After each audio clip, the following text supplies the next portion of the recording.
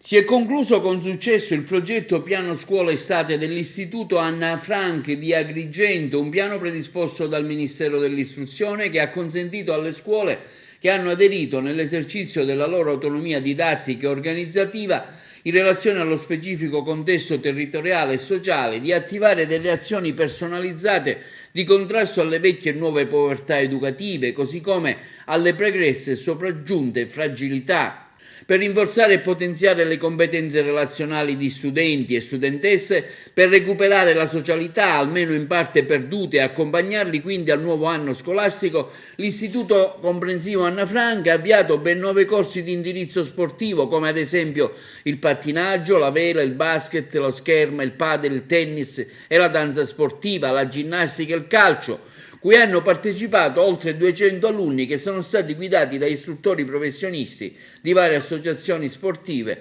con cui la scuola ha attuato degli accordi di partenariato. I ragazzi di diverse fasce di età sono stati impegnati nei mesi di luglio e agosto in diverse tipologie di attività educative che hanno loro consentito, oltre il consolidamento di competenze prettamente disciplinari e soprattutto la scoperta di sé, delle proprie risorse e quello che hanno avuto la possibilità gli alunni di entrare in relazione con gli altri e a star bene insieme.